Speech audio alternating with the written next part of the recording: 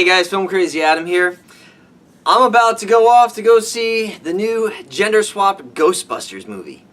I've kind of been saying it's kind of been at the forefront of my mind because, I kept saying last month, well, I guess I'll see Ghostbusters this weekend, until I looked it up again. I'm like, oh wait, it's not coming out till July. But, yeah, so I'm about to go see that. And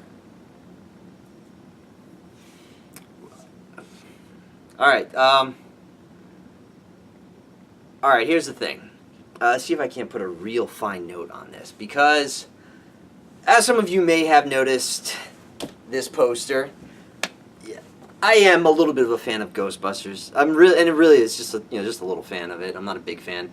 I don't have any Ghostbusters t-shirts, but this movie, I am older than this movie by only about 4 months, 3-4 months.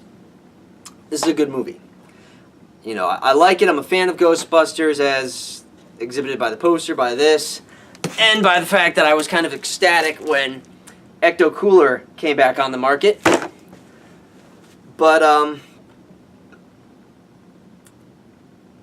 here's the thing about Ghostbusters.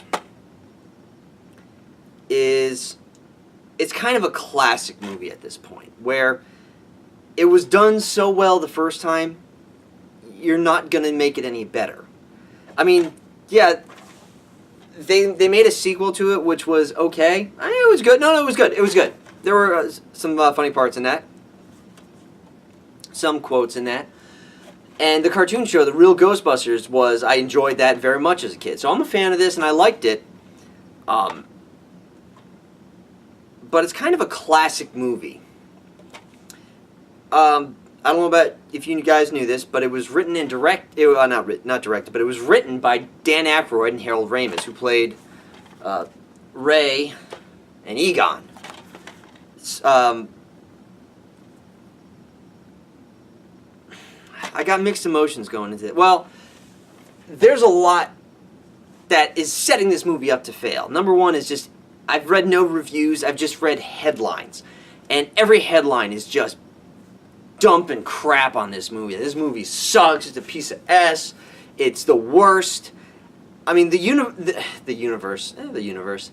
internet has dubbed the Ghostbusters trailer, the most recent one or the first one, the Ghostbusters trailer for this gender-swapped Ghostbusters movie, dubbed the worst movie trailer ever made. That's saying something. That is calling... There's a lot of movies out there that suck. To be able to point to this trailer and say, this is it. This is the worst movie trailer ever made. And the movie itself is looking like it's going to be terrible. Here's the thing about this movie that made this movie good. You had Harold Ramis as Egon Spangler. You had Bill Murray as Dr. Peter Venkman. And you had Dan Aykroyd as Ray Stantz. And in addition to that, you had the lovable Rick Moranis and the awesome Sigourney Weaver. This movie was made good because of who was in it and because of who wrote it. Dan Aykroyd and Harold Ramis, brilliant, brilliant as far as this movie goes. I mean, they're good guys. Well, Harold Ramis is dead, but I mean, they were good guys, and they were very funny guys. And Bill Murray, one of the funniest guys ever. I mean, ever. He is so good.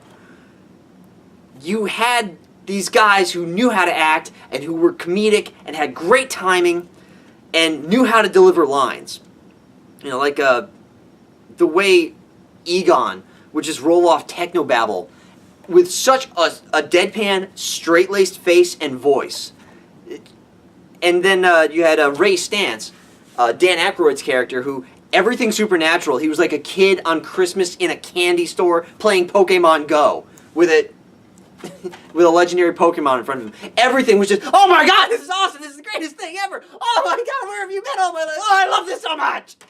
It was, that's how maybe not that crazy, but I mean, he was always ecstatic. That's, there's that scene where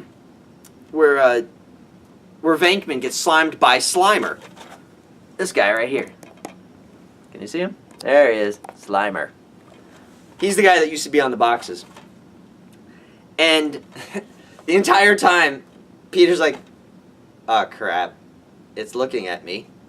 And then it starts coming at him, and then he's like, ah! And it slimes him. And then Ray comes around the corner, and he's like, and Pete's like, oh, what? He's like, Venkman, what happened? He slimed me. And Pete's like, that's great! Or, I mean, Ray's like, that's great! Actual physical contact! And then Egon calls up, Ray, he just went into a ballroom downstairs. And he's like, Spangler, I'm with Venkman. He got slimed! And then Egon's like, that's great, man, save some for me.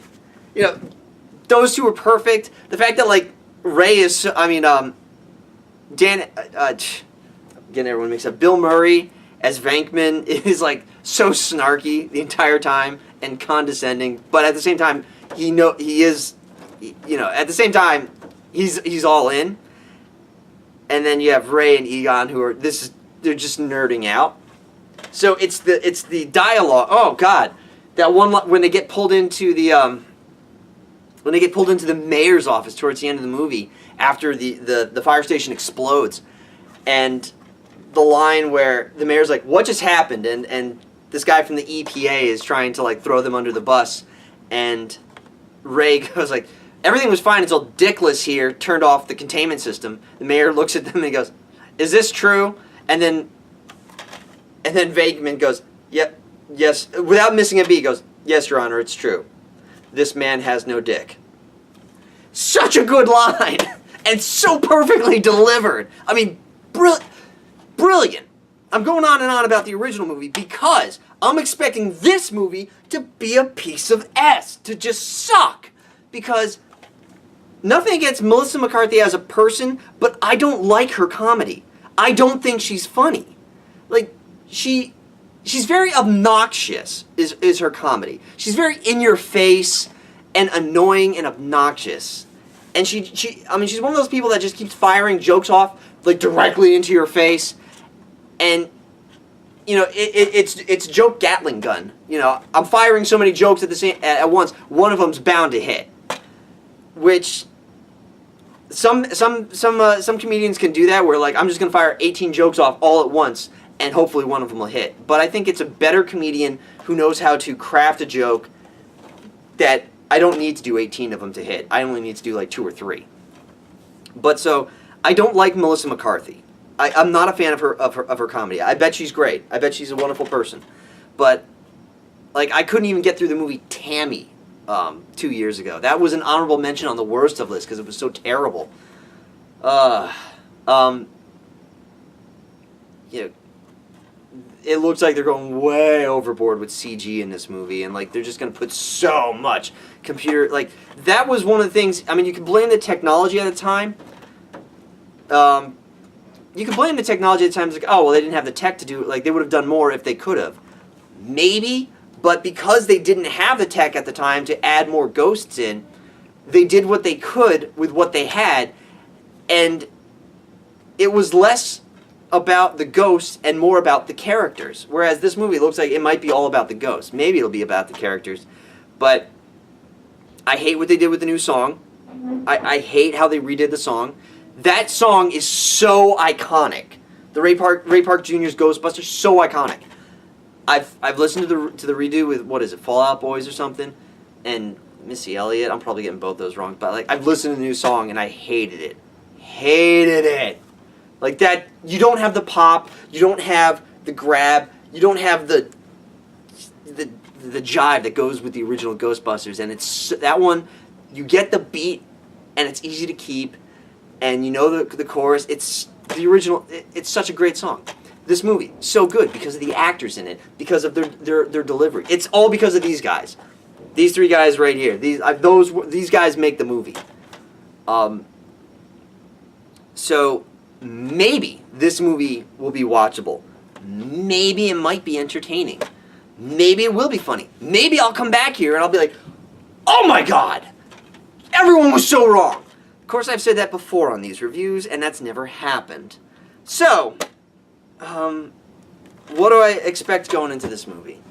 I expect I expect to be a little bit annoyed. I'm hoping to be entertained, and I'm hoping that it's going to be funny. Some people said that it wasn't. Here's the thing that I'm hearing from people is, it's not as bad as I thought. I actually laughed. Like, no one is saying, oh my god, it's so freaking good. Everyone was wrong. It's just, it's not as bad as I thought. It was okay. There were some funny parts. So I guess it's time to get this over with. I'll let you know what I think. I'll be back.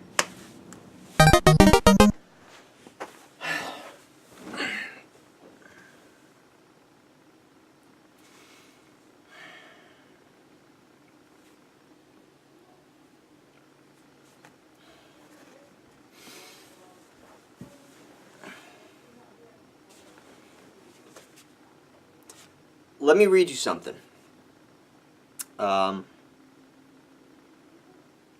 Before I get into the movie that I just saw, that I just paid money and time for, which will never come back to me, let me read you something. This is off the Wikipedia page for Ghostbusters from 1984. I'm just going to read verbatim. Ghostbusters was released in the United States June 8, 1984, to critical and commercial success, receiving positive responses from critics and audiences, grossing $242 million in the United States and more than $295 million worldwide. I didn't go to a inflation calculator, but $242 million is a good that's a good haul today. $242 million. From 32 years ago, must have been like close to $1 billion or something. I'll do the thing later. It was nominated for 2 Oscars at the 57th Academy Awards for Best Visual Effects and Best Original Song. The Ray Park Jr. song Ghostbusters. But it lost to Temple of Doom and The Woman in Red. The American Film Institute, the AFI, ranked Ghostbusters the 28th in its AFI 100 Years, 100 Laughs. The list of film comedies. Number 28th in the American Film Institute's list of best comedies. In 2015, just last year, the United States Library of Congress selected this film for preservation in the National Film Registry, finding it culturally and historically or aesthetically significant. It then launched the Ghostbusters media franchise, which included the 1989 sequel, the 1986 TV series that ran until 1991, another TV series called Extreme Ghostbusters, plus several video games. That is all from the original 1984 Ghostbusters movie. None of that is going to happen with this one! God! Damn it! Now, it sucked. God, the thing is, like, here's the thing, though. I want to go in with positive thoughts, positive ideas, but this movie sucked. I'm not even as, here's the thing. I could be a lot madder about this, but I got basically what I was expecting. It was stupid. It was stupid. It sucked. Ruined my childhood. Thank you. I needed that. Screw you people. Melissa McCarthy has once again solidified herself as an unfunny role. She did exactly what I said she was going to do. She was going to be obnoxious. Not, thank God there was, 3 other characters in there, because this movie, I couldn't handle... I can't handle movies where she is the sole focus. And in fact, in this movie, she wasn't the main character. Alright. In this movie, you had 4 girls, gender swapped from the original movie. What the... Nope, I don't want... What the... Come on. In the original movie, you had Egon Spengler, played by Harold Ramis. He was the inventor. He was the crazy mad scientist that invented the proton packs and that created the proton packs and the traps and all the tech that the Ghostbusters use. Then you have Ray Stantz, who is the wide-eyed, everything is awesome. Oh my God, we're doing paranormal stuff. This is great. This is so cool. You have Winston, the black guy, who is like a retired Marine or something. He's like extremely overqualified for the job, and not for nothing, he doesn't really add a lot to the movie. He's just kind of there as the fourth Beatle, and he's the Ringo of the group, really. I mean, he didn't really have any defining characteristic. He was just kind of along for the ride in both movies. And on top of that, you have the character of Peter Venkman, played by Bill Murray, who played by Bill Murray, and he's the, what was he in the original? He was the one. All right. Let me kind of break down this movie in a nutshell. In this movie, paranormal things are happening. Ghosts are showing up. I mean, it's not super prevalent, but it's happening. It's happening, and you have these three nerds two and a half nerds who work at a local college in New York. You have Egon and you have Ray, and both of them are so into paranormalness. And Venkman is just kind of along for the ride. Like he's a psychologist. And he's kind of along for the ride, and he's friends with these guys, so he literally just kind of gets pulled along. He's not really down for it, but he goes anyway. At the very beginning of the first movie, there's a ghost in the New York Public Library. They find it, they see it, scares the crap out of them, they run away. They go back to the college, where the college says, look, we've had enough, we've entertained you guys in this fake department that we made for you, and we're done. Get the F out. And so they leave, and what Venkman realizes is he's like, basically, we can franchise this. Basically, we could make money off this. I mean, now, he's not money grubbing. He's not, Mr. Krabs.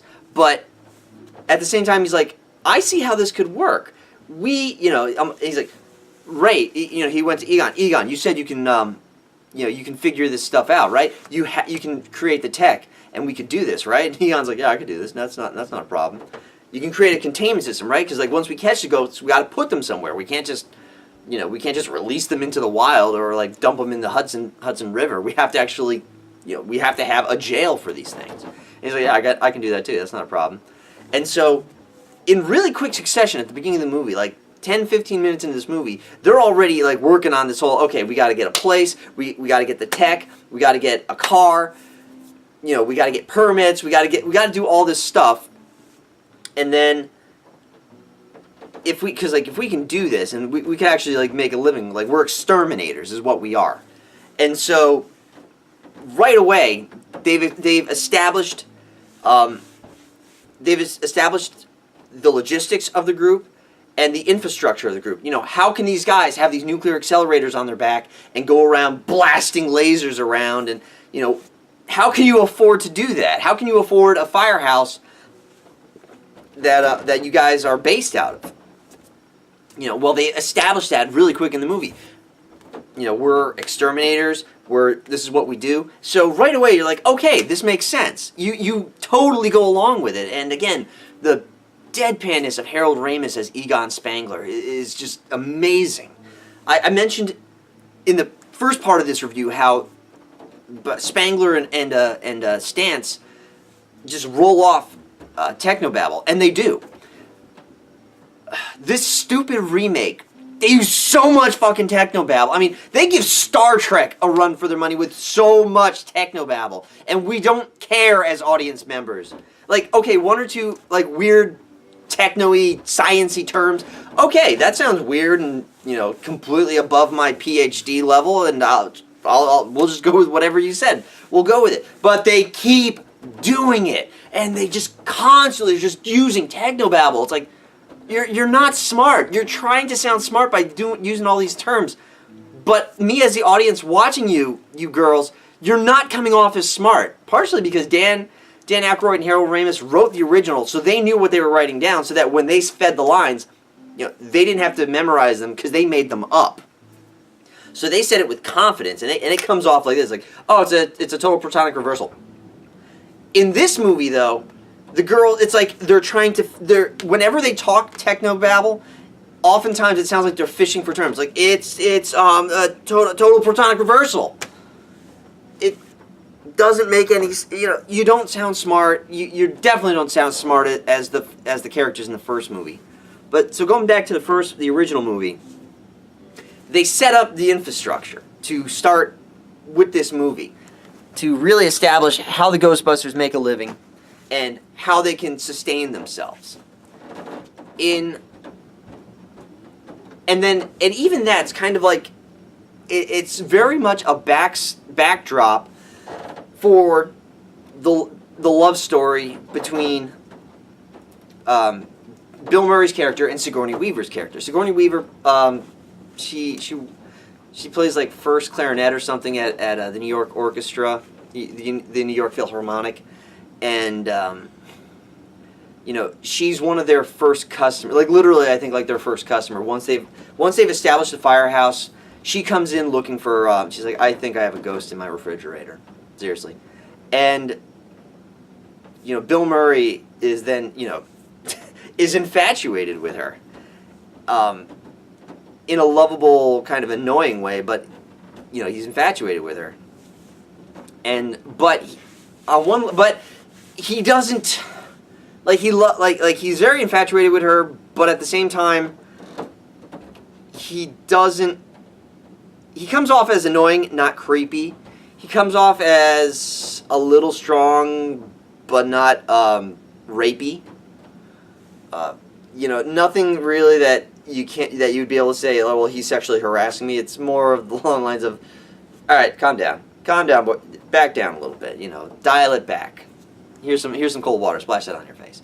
But he keeps it within the lines. He's not bouncing off the guardrails with his infatuation towards Sigourney Weaver. And I'm kind of upset. I'm emphasizing this because in this movie,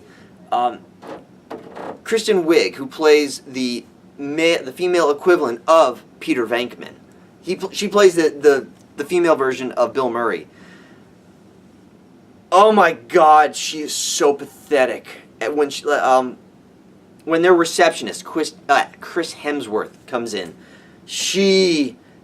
it's like the scene from The Mask where The Mask sees Cameron Diaz for the first time, and the eyes pop out, and the tongue comes out, and ooh, woo, woo, woo, woo. I mean, she is so head over heels, like she is one step removed from a dog humping your leg in this movie for Chris Hemsworth. I mean, just so pathetic and just terrible stereotype. Just, girl who can't think straight, girl who can't remember her own name when Chris Hemsworth is in the room. Like, just, oh my God, like, oh my God, oh yeah, oh my God, you're so hot. Just, it's so degrading for both her character and Chris Hemsworth. I mean, like, Bill Murray kept it with, like I said, Bill Murray was like, all right, he's got a crush on her, but he's not being creepy about it. Her, like, that would have been a sexual harassment suit. So, the original Ghostbusters movie, they establish everything, and in the entire time they have this running story, this relationship between Bill Murray and Sigourney Weaver going, which then eventually builds and rises to the final, the climax of the movie, where they save the world from the Stay Puft Marshmallow Man. It flows perfectly. There's building action, there's great dialogue, there's funny scenes, there's quotable scenes. If you've ever heard, dogs and cats living together, mass hysteria. That's a quote from Ghostbusters, the original Ghostbusters. There's so many quotable lines, or at least so many funny lines, like when Ray is designated by the rest of the group to tell Gozer the Gozerian to get the hell out and go back to the dimension he came from. And he says it it sounds like a PSA announcement or like an official request by like a royal page. And then at the end of it, like, Venkman's like, yeah, dude, thanks a lot, Ray. Or the quote, If somebody asks you if you're a god, you say yes. These are all good quotes. These are all great lines. These are not in the reboot. This reboot is a piece of shit. Oh God. Okay, so I've established how the first one was good. Let's go into this new movie, and I'm gonna tell you how bad this thing sucked. I wish I could be more angry. I wish I could be more disappointed, but I'm not, because a lot of what happened, like the way the movie went, is basically what I expected. It's so stupid. It's so stupid. All right, the character that Kristen Bell plays, not Kristen Bell, Kristen Wiig. Did I say Bell before? I don't remember. Kristen Wiig plays this. They really try to establish her as like this Stephen Hawking-esque level genius. When we first see her, she's in this auditorium at this college where she's got an entire this dry erase marker board, like 3 of them or 4 of them. Like literally, it would be as if somebody wrote on the side of your if you have a 2-story house, it'd be like if somebody just wrote equations on the entire side of your house. That's how many equations she's got. Like I said, Stephen Hawking level equations. And she evidently wrote a book with Melissa McCarthy's character, which details in depth how they're going, literally all their ideas for technology, all their theories for ghosts. Enough so that, I kid you not, the villain in this movie, which is this just angry dude, like some guy who got like bullied or something, who grew up because his parents didn't hug him enough, reads their book and is able to build a plan to take over the world with ghosts and destroy it with ghosts. Actually, I don't know what his plan was, other than releasing ghosts from the other side, which evidently are held within mirrors. Like, he has this evil lair in the basement of this hotel where he has some kind of machine. I still don't know what it does, but he has all these mirrors around, and like ghosts are like banging on the mirrors. Like, where did you get these mirrors, man? Does this happen with all mirrors? Why just these mirrors? And if ghosts can get in any mirrors, why are they just congregating in the basement of this one place? Because it makes no sense. But he's just angry. He's just this angry, mad guy. And even then, he didn't have a plan after he becomes a ghost lord. And I think he wanted to destroy the world. I think, but they never really established they throw the word apocalypse around, but like nothing really happens. I mean, yeah, there's a big ghost breakout in Times Square, but it never like goes anywhere. Like, he's not like, I'm going to take over the world, I'm going to end of days, I'm going to bring this dimension into this dimension. It's just like, I'm just going to infest the world with ghosts. There's no, I guess he's going to possess people. But, like, what are you going to do at that point? Okay, you've taken over the world. It's full of ghosts. Now people just think you're a dick. Yeah, I mean, you've inconvenienced everybody. Like, they never really lay out how bad this is going to be. In the original, they totally established that the ghost in Sigourney Weaver's refrigerator is she's the gatekeeper and is waiting for the keymaster to show up, her counterpart, and then they can open this gate on the top of this in her apartment building. Evidently it was either made by a complete genius or a complete crackpot, because this building works as a paranormal antenna that funnels spirit energy into the world. And the gatekeeper and the keymaster are 2 parts of a whole that can open this gate this giant door, interdimensional door on the top of this apartment building to this other dimension where Gozer the Gozerian, aka the Destroyer, exists.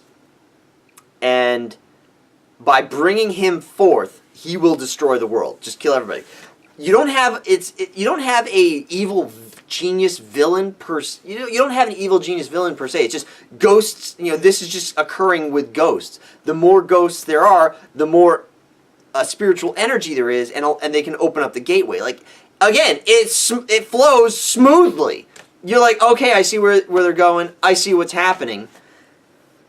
And then the world gets destroyed. It's like, all right, this guy's destroying it because he's the destroyer. It's not like anything personal. It's not like he's got a plan. He's just, well, that's what he does.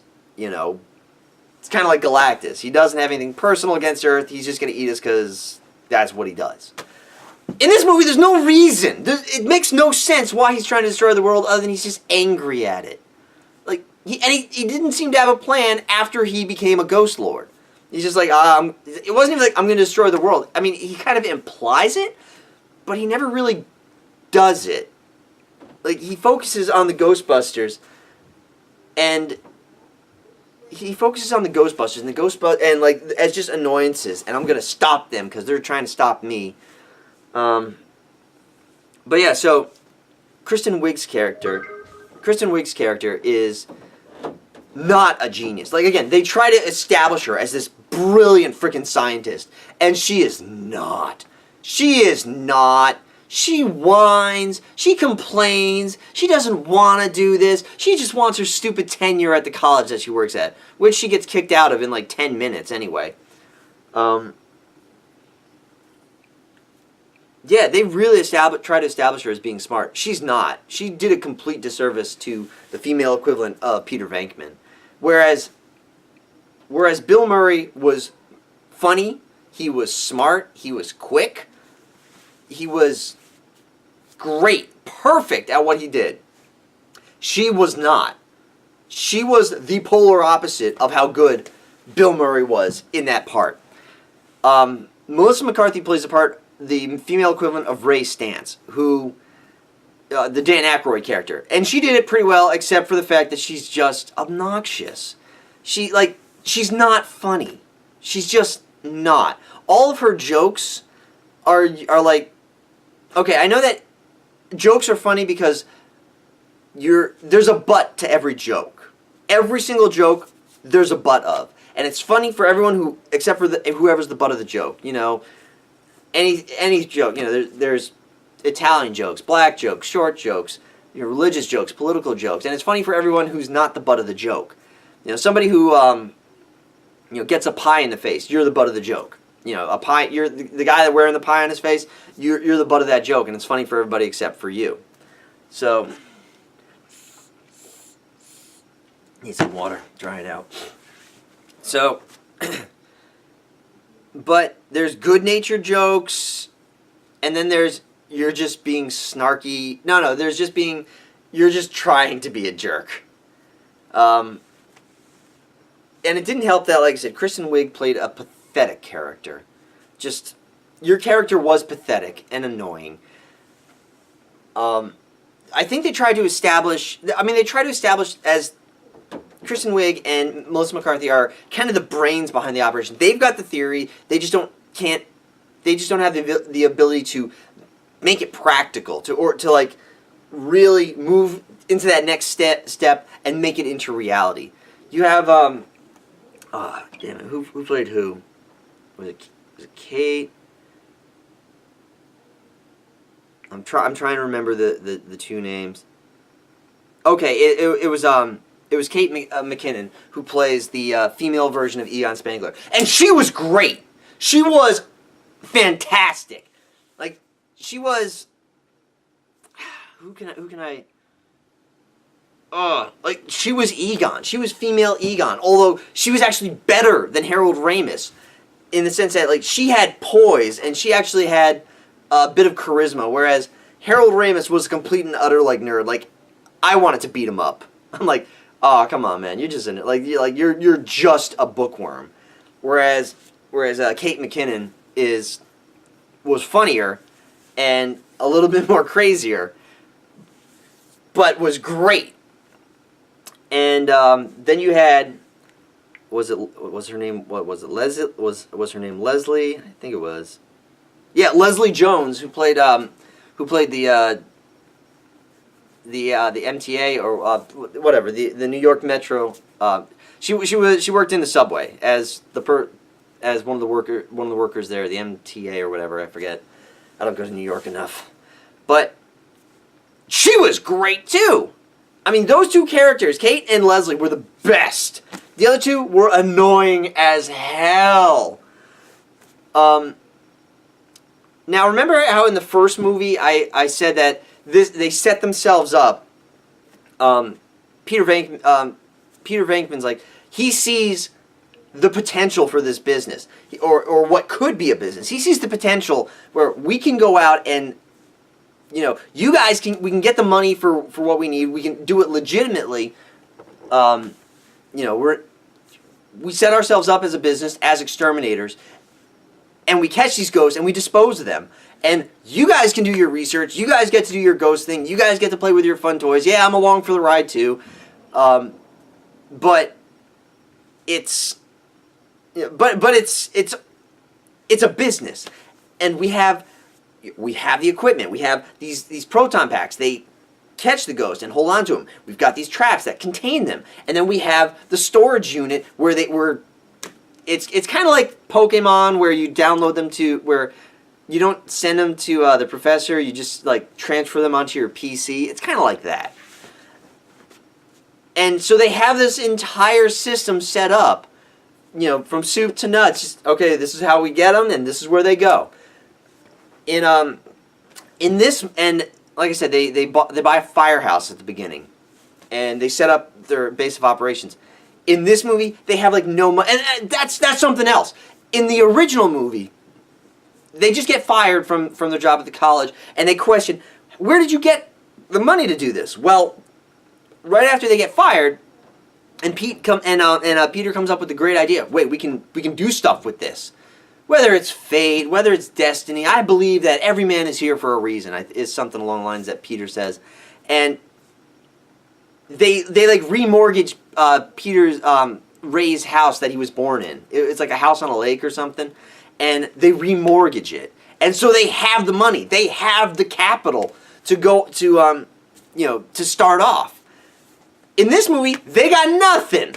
They got less than nothing. They got nothing times two. They got like whatever is in their pockets at the time that they were fired from their college, and so they move to they're on the second floor of a Chinese restaurant. Yeah, they're on the second floor of a Chinese restaurant. You know what they had to contain the ghosts? Nothing. I don't know where they came up with the equipment, or like the proton packs, the one trap that they've got. I don't know where they came up with the money for that, but or how, or like the equipment, or I don't know. I don't freaking know. And if you've seen the trailer, the giant bat ghost that is at the concert, the metal concert. They capture that, they put it in the trap, and that's it. They don't have any idea what to do with it. Like, they don't set themselves up as a business. They sort of kind of do, or no. They try to attempt to. They get like halfway there. We have an office which is on the second floor of a Chinese restaurant. We have a receptionist who is dumber than a bag of hammers. I am not. Before I go on anything, I gotta tell you about the Chris Hemsworth character in this movie. In this movie, Chris Hemsworth plays a dangerously stupid person. I mean, like Ed in Ed, Edd n Eddy, how like he's really stupid, but like at the same time, he's not gonna hurt himself. He's pretty sustainable. He's pretty smart. It's kind of like that level stupid, but bumped up a notch. Like in this movie, if you gave Chris Hemsworth's character a cup of applesauce and a spoon, he would drown himself. The shoes that he's wearing on his feet are tied, but there's no way he tied those. There is no way. His biggest problem is he's hired as a receptionist. The entire time, Kristen Wiig is literally drooling all over the table and saying very inappropriate things and asking very inappropriate questions that could easily get her a sexual harassment lawsuit. And again, dumber than a bag of hammers. And they hire him. Well, I don't know why. Oh, because there's no one else? Come on. That can't be. There is somebody out there who's smarter than this guy. You cannot tell me that in 2016 that you got one person for a receptionist job. That only one person answered the ad for a receptionist job in New York. Are you kidding me? Come on. We don't have anyone else. There is nobody out there in this city of 8 million people who is looking for a job, who would just take any job that was out there. Fuck you. Fuck you. That's, come on. You can't have me believe that. That's almost as believable as when they're sitting, at one point in the movie, the four of them are sitting eating dinner and they're having pizza, but they're having Papa John's. No self-respecting or even self-respecting New Yorker eats Papa John's or Pizza Hut or Domino's. You don't. There's a million pizza places in New York, famous places. Places that are in travel books that you gotta go to, like Famous Ray's, or like Ray's Famous Pizza. There's tons of places. New York is known for its pizza, and you're eating Papa John's? Are you fucking kidding me? No! Fuck you! Bullshit! I mean, even for like a fantasy movie, even for a sci-fi horror ghost movie based off of a reboot, no! You can't believe that. Like, I can't just...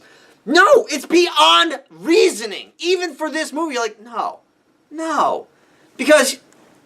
going back on the part of Chris Hemsworth, you're like, well, dude, there's people who are that stupid. Yes, there are people who are that stupid. However, people that stupid can't ride motorcycles. I mean, like, if you can't tie your shoes, if you can't answer a phone, like, he doesn't know how to operate. I mean, he knows how to pick up a phone and answer it, but he doesn't know how to interact with people on phones. And, like, half the time they say something and he doesn't, he's like, I don't know, they said something about a goat somewhere. You mean a ghost? Oh, yeah, I don't know. I thought he said goat. It's like he can't understand people speaking on a phone. He doesn't know how to relay information to anybody. He's just sitting at this desk. Like, I might be able to understand it if he's on his phone playing Pokemon Go. Which, by the way, kid you not. Let me see if I can't pull up the picture. I took a picture of this.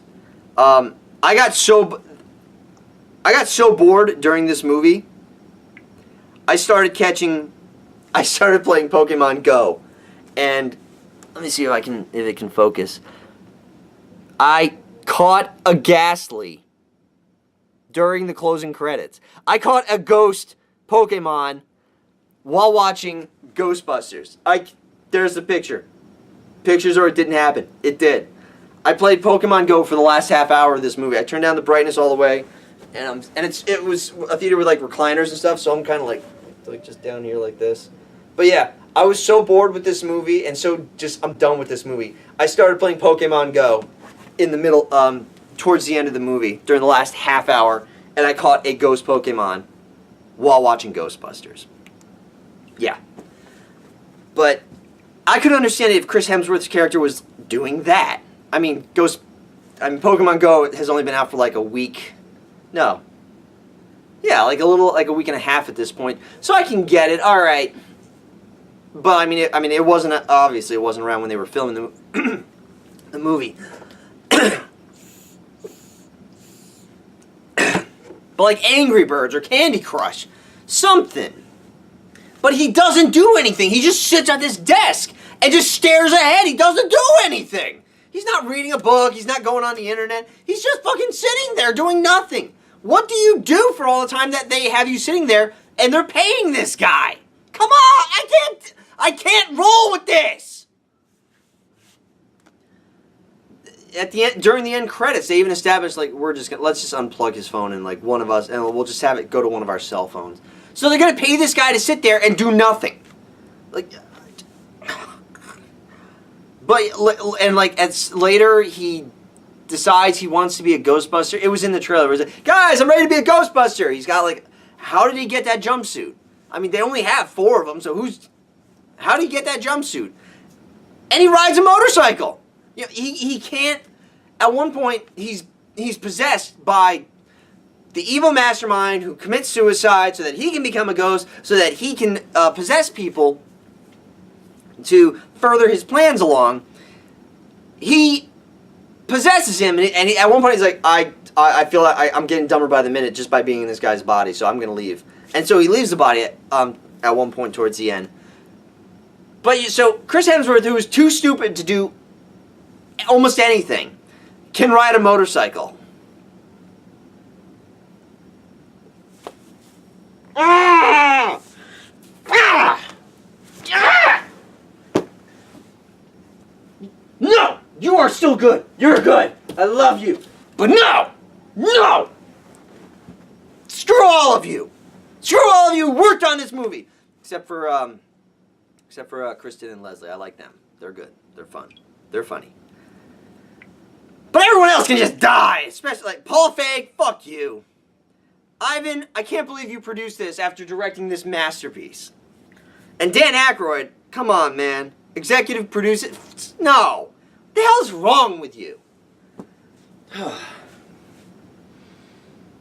They had, oh, right, so, so like I said in the first movie, they established this entire infrastructure on how they do their business. They have a business plan. They go out. They fire the proton packs. They capture them in the trap goes in the containment unit. It wipes the ghosts into the containment unit, and that's where they go and, you know, rinse, wash, repeat. You know, on Thursdays we have a special. In this movie, they get kicked out of the college. They establish themselves in the upstairs of a Chinese restaurant. Somehow they're building these proton packs and traps, and they just test them. They just test all of their equipment in the alley out back, which somehow in New York City they're firing off laser cannons and creating these explosions and firing off these ghost grenades that blow up, and no one questions it. In New York City, no one questions explosions. Really? Really? I mean, if it was like almost any other city, you could be like, all right, that happens. But no, come on! It's New York City! They're always on high alert for terrorism. Someone blows something up, come on! There's cameras everywhere. You know, there's people everywhere. There's paranoid people everywhere. That shit wouldn't fly there. Not in 2016. But yeah, so yeah, they just have this. They don't have any money for like almost anything, but they have this money to buy this tech, and not only just buy the stuff that we need, but to just we're just gonna build other stuff. We're gonna build. Literally, they have a handheld ghost wood chipper, which I don't understand. It sucks them in and tears them up and what? Kills them? They're ghosts. Maybe it disperses them, but they're ghosts. I mean, like, they also have these anti-ghost grenades, which when they explode, they kill them, but they're dead. Like, do they disperse them? Does the energy I mean, I guess they cancel each other out? Positive, negative, cancellation, but that would make sense with the grenades, but like this little wood chipper thing. And then there's like the punch laser and like the two-handle. I mean, there's one scene in particular where you've seen clips of it in the trailer where the big, lanky, like guy on stilts that walks over them in Times Square, he summons forth a bank of fog from like all around them. And like all these ghosts start coming out. It's a fight scene. It's a kung fu fight scene, or it's a gang fight scene where all these guys come out, and it's just these 4 chicks with proton packs and grenades and wood chippers, and you know, like the thing with the proton packs is they don't cause the ghosts any harm. The whole point of the proton packs is that they fire basically a lasso. It immobilizes the ghosts, and you can actually kind of pull them and direct them and move them to get them into position over the trap, so that you're holding them over the trap. You open the trap, and then when you open the trap doesn't actually do anything. It just opens it up beneath them, and then when you hit the trap again, that fires off the energy that grabs anything over it and then pulls it down as the trap closes. So it's a matter in the movie and the cartoon show. It was a matter of you hit the button on the trap, pops open, you make sure that they're in position, and then you hit the trap and kill the laser at the same time. so that the laser releases them and they drop in the trap. The trap grabs a hold of them and it seals them in. So this entire fight scene where they're firing they're just like taking the proton packs and then they're just like the lassoing these guys and they're just like throwing them back into the bank of fog, or like they're smashing them into a car or something. Like, you're not hurting them. They're ghosts. And okay, so you're throwing them back into the fog bank. Where do they go from there? And alright, you got the punch blade thing, which somehow vaporizes them. You have the grenades, you have the wood chipper, you have Kate's character has like these two things that like pop out the back, and so she has like I can't remember if they're like handgun. No, they're handheld proton packs. So instead of a two-handed fire hose, it's one-handed guns. Where she's just whipping them with these, but she's not hurting them. She's not killing. Like, you're not doing anything. You're just throwing them back into the fog bank. Like, it's supposed to be this. The thing about a fight scene, like a group fight scene, where it's like where it's like 5 versus like 89 people. It's there's a sense of accomplishment because you're either killing them or you're incapacitating them, but afterwards there's a body count around you of either dead or groaning people. There's nothing it felt so unfulfilling. It's like you're not really doing any damage to them. Like, the point of a fight scene is that you're beating somebody up. Am I all right, and I'm not like advocating violence, but I'm like, you built this scene up as something that it's not, and so it felt very unfulfilling. That's actually the point when I started playing Pokemon Go. I'm like, alright, this is stupid. Alright, this is stupid. Let's see. Oh, look at that. A Pidgey. No, wait, it's an Execute. You know, stuff like that. Backtracking. So, they've developed all this equipment. They have a trap. They have 4 proton packs. They've retrofitted the subway worker, Leslie's character, whose name is Patty. We love Patty, by the way. Her uncle runs a funeral parlor, so she borrows a hearse, and then they completely retroactively like make it look sort of kind of like Ecto-1. I mean, it has a license plate that says Ecto-1. You know, the iconic Ghostbusters car from the 1980s with the very distinct siren. And they make it. It is so not Ecto-1. It is. I mean, it sort of kind of Ecto-1 looked very distinctive. I mean, I think it was made from a car that used to be an ambulance back in like the 40s or something. This one was a hearse. It still looked like a hearse at the end of the, like, after they fixed it, after they put all this crap on it, it still looked like a hearse. The other one, that car was completely transformed. It looked badass. Or at the very least, it looked like you did not want to fuck with it. So, they get a call from a hotel or a concert hall that is hosting this heavy metal show. They go there. They do a pretty bad job of trying to contain the ghost in the main concert hall. While there's like hundreds of people in there, they're just firing off these lasers. It's stupid. Again, it's just stupid. It's like, what do you people do? Like, we gotta get people out of here. In the first movie, the very first ghost they get, which is Slimer in a hotel, they're like, you gotta get people out. Like, it's in this ballroom downstairs. All right, you got to keep people out of here. We can't have people coming in.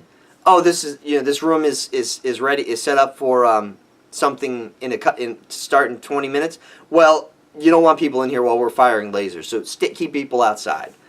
This movie, hall full of like hundreds of people watching a metal concert, and they're just blasting lasers everywhere. It's amazing no one got killed. Scenes that, like, you know, in the first trailer where Patty jumps, you know, she's like, they're like, we gotta get to the back. Everyone's gotta move away. All right, well, I'm jumping down, so you guys gotta move. And Melissa McCarthy goes crowd surfing, and then Patty gets dropped. She's on the ground. She gets up, and in the second trailer, you know where the bat thing is just standing on her shoulders? It's already there when she stands up. It's not like it's bad editing. or bad filming and they didn't have scenes to connect it. But this thing is flying around. Patty's lying on her back. The music cuts, and then she stands up, and then it's already there. It's not like it lands on her. It's just there. And then Patty goes like, I'm just going to leave. Nobody upset the ghost. I'm just going to leave. What was her plan? Like that was her whole plan. It was like, I'm just going to walk out of here with this ghost on my shoulders. And then what? Like, I guess she was hoping that as she walked out the door, it would just fly away. I guess. But I mean, like, yeah, I'm just going to walk out of here. I got a ghost on my shoulder. What's your next step? What's the next thing that's going to happen? Like you're not fun. Like if the writers are trying to be funny, like, oh, you know, I'm just going to awkwardly walk out, pretending that there's a ghost. Nobody sees the ghost. What are you doing? No, you're stupid. You're stupid! They capture the ghost in a trap. They bring it back to the Chinese restaurant. And that's it. Like, they have no plan for the ghost after that. They literally have no plan. It's not even like, okay, we have this ghost, we're going to show it to people, or we're going, you know, this, I mean, I think they're like, this is our proof right here. But they never establish how they're going to prove it. Their proof to people. At this point in the movie, by the way, they are approached by Homeland Security in New York, and then brought to the mayor's office because Homeland Security is the mayor's bitch, or his personal fighting force. By the way, Homeland Security consists of two guys, a black guy and a white guy, a balding white guy. And while the mayor was, you know, played it straight in the first one, he acted like a mayor. You got Andy Garcia, who his entire plan, he tells the Ghostbusters, like, you guys got to stop what you're doing because you're ruining our plans. And the girls are like, what do you mean your plans? Like, well, we're taking care of the ghost thing. What do you mean you're taking care of the ghost thing? This only kind of started just now. Yeah, we're taking care of it with Homeland Security. You are? And he's got this assistant, this woman who is so condescending and so sarcastic, and like I don't know if she's being serious or not. Like, for somebody in that position of an elected office or an appointed office, I mean, like, are you real? Are you comedy relief? Like, what are you? And you're not playing like a straight-laced character, so I don't know. You're actually playing a less straight-laced character than the four Ghostbusters. And by the way, the mayor's entire thing in this movie is just to continuously discredit the Ghostbusters. Anytime they do anything, his job is just to smear campaign them and just say that they're crazy people. Just they're nut jobs.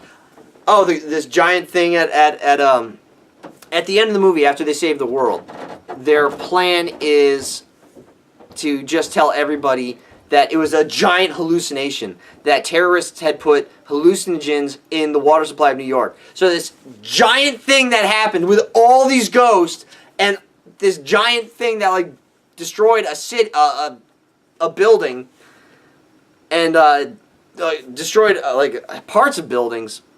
It was all just a collective hallucination that we all had together.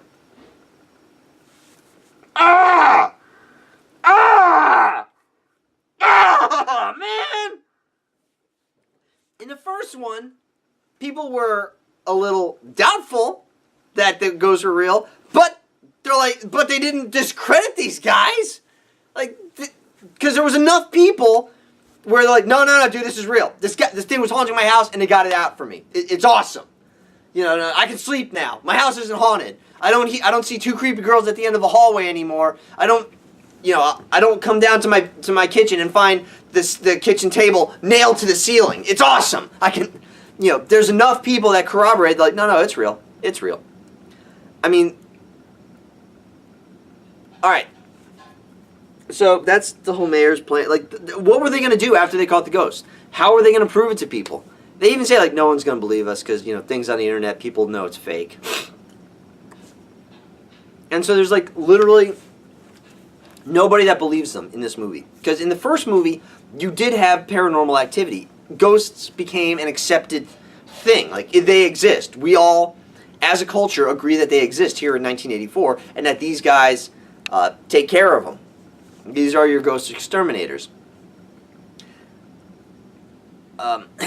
In this movie, ghosts aren't really a big problem. They're not. I mean, there's haunted places. Like, there's this man. Like, the movie starts, we're at this haunted mansion in New York, and it's it's haunted, like folklore haunted, but there was never any issues with like actual ghosts showing up and making life miserable for people until the evil mastermind who reads the book that that Kristen and Melissa put out. Evidently, they detail enough of their theory and technology in this book that this guy develops his own technology for charging the ley lines. Now, because I'm a nerd and because I'm into fantasy, I know what ley lines are. Ley lines are lines of energy that crisscross the globe, and they're mystical. This guy, to start the apocalypse where he becomes a ghost lord, he has to charge the lines, and by doing so, he has these pieces of tech that he's built himself that he puts in strategic locations which magnify the lines or charge them, but whatever. Ghost, like whenever he does it, a ghost, a singular, one ghost pops up at this at the location, and it becomes haunted. All the ghosts, by the way, almost all look alike.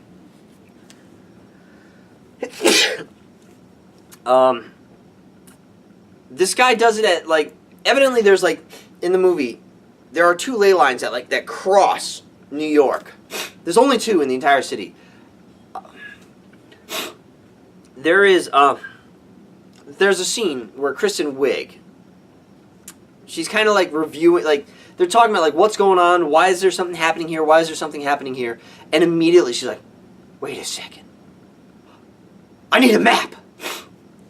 And she gets a map of the city, and she's like, all right, where was this location? Okay, this was here, and there was one here, and the internet, because, no one lies on the internet, reported one here, and then one over here, and, wasn't there one in the subway, the very second one that we found? And Patty's like, yeah, it's over here. So, off the top of her head, Kristen didn't know exactly where the subway one was.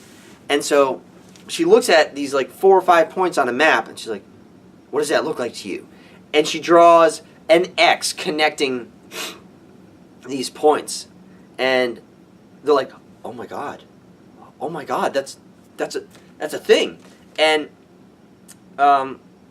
Kate, the Egon character, she goes and she gets this book, this fucking thick book, an atlas, which, I mean, the thing had to be like 2.5 inches thick. I mean, really thick. It's an atlas book of the world, but for ley lines.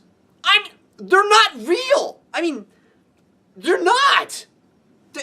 There's no definitive, here's a ley line map, because they're not real. They're believed to be real by people who have different ideas and philosophies, but, like, there's no definitive, it's not like the New Jersey coast where you can be like, yeah, that's the coastline. That line right there is the coast. It's not a state border, it's not a state map of the United States where it's like, yep, there's the border for Kansas, Kansas and Nebraska. It's not. Ley lines aren't they? And they have this fucking book. Just all. No. And she pulls up she pulls up the map that she drew across on, and it's exactly identical to this encyclopedic, like, Webster released, or like Ron McNally, like whoever used to make atlases like 200 years ago, like a book that thick where just you flip it open and you have like everywhere on Earth where it's just a close-up of like cities and countries and states, and just here's where every ley line is on the Earth. And there just happens to be a ley line map that's the exact same map I mean, I'm not even saying like, oh, it's a New York area map. No, it is the exact same map. Like, the map, both these maps, this one that they just happen to have in their in their Chinese restaurant, it cuts off at the exact same point in the book, because everyone in New York has a map of New York. Very unlikely. Well, it actually makes more sense if you're a business and you're like, well, here on Fifth Avenue, or up here on Avenue of the Americas. But that'd be like if somebody like came into my house and I pulled out a map of New Jersey. It's like, first and foremost, I got Google Maps. I don't need a paper map. Secondly and second most, I live here. I know what it looks like, or I know what the areas I look like. It's stupid. Like, who? There's literally nothing I can compare this stupid ley line atlas to. There's nothing. It would have made as much sense if somebody found a letter written in Klingon. Or no, let's do something a little bit more obscure. If somebody found a letter written in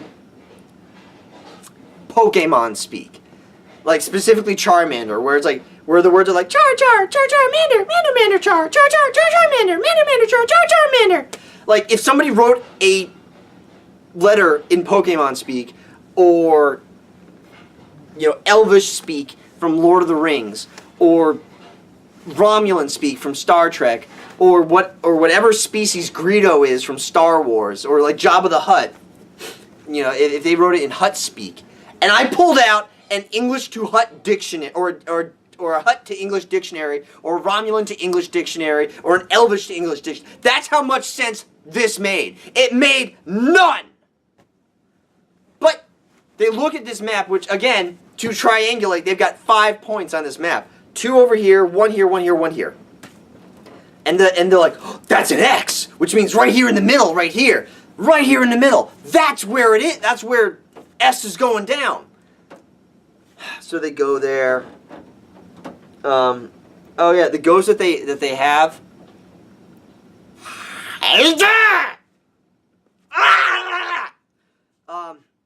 All the original characters except for Rick Moranis. So Sigourney Weaver, Harold Ramis, Dan Aykroyd, Bill Murray, Ernie Hudson, I believe, is the black guy. They all make a cameo in this movie. Most of them are just walk-on and then gone cameos. Dan Aykroyd plays a cab driver that rolls up, says, I'm not driving to Chinatown, and then rolls away.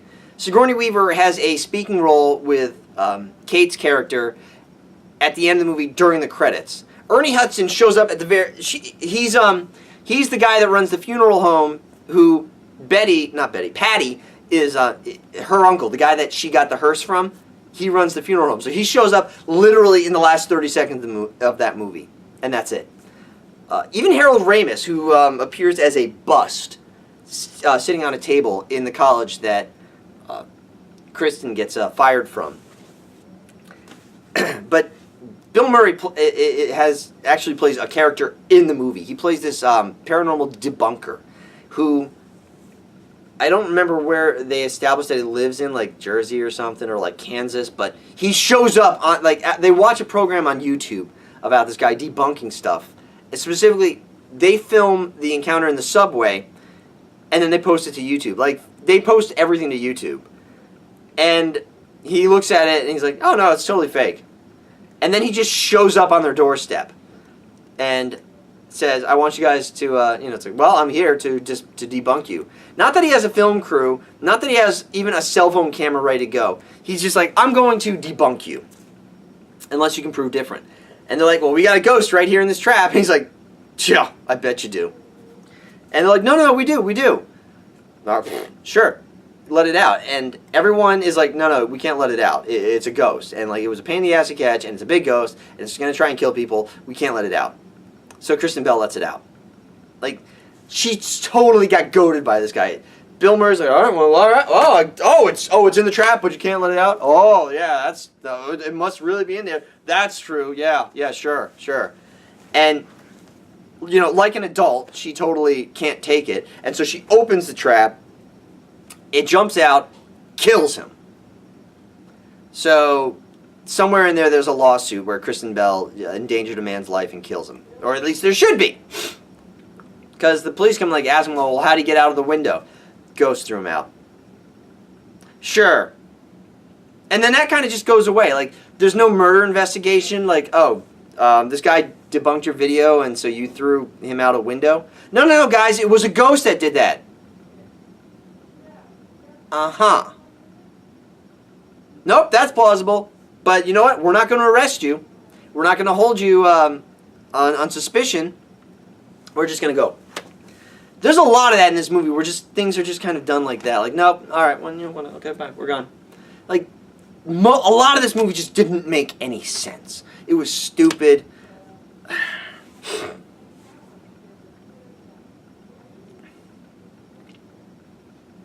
At the end, they save the world by blowing up the portal that evil mastermind opened up. I don't know. It's stupid. It's really, really stupid. So, is this the worst movie of the year? I don't know yet. There's still another 5 months to go in this year. There's still time for a bad movie to outrank this one. But right now, this one is out in front. This was so bad. Solidifying Melissa McCarthy as somebody I do not like. I do not like her as an actress. Kristen Wiig, I was a huge fan of her to begin with, but now less so. Like I said, I liked Kate and Leslie, and that was it. That was it. Everyone else in this movie, I hated. Fucking screw this movie. I know, like I know I've ranted on this movie. I can't tell how long I've ranted, but wait, actually I can. Oh, I've ranted just on this for like over an hour. Just over an hour. And I wish I can get like more pissed about it. As pissed as I am about it, and I'm pissed. I'm not as pissed as I could have been. Partially because I'm still mentally exhausted. I just worked a 70-hour work week. My boss went on vacation, so I had to take over, and I did like 13 and a half hour days for the last 5 days. That's neither here nor there. I'm just mentally exhausted, but like I went into this movie hoping it'd be good, but expecting it to suck. So I can't even be like, oh, it's so bad. I can't believe it's so bad. Yeah, I can. I was kind of expecting it. So, worst movie in the world?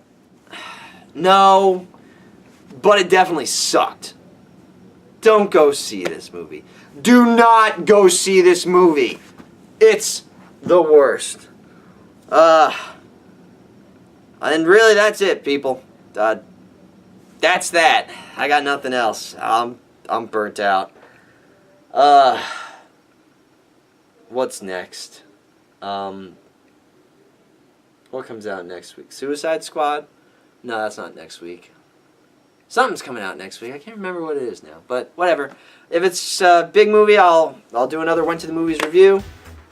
Other than that, I'm going to try and get some stuff done. It's been a bit difficult as of late, but let's see if I can't get it done anyway. So, that's that, people. Laters. Something weird, and it don't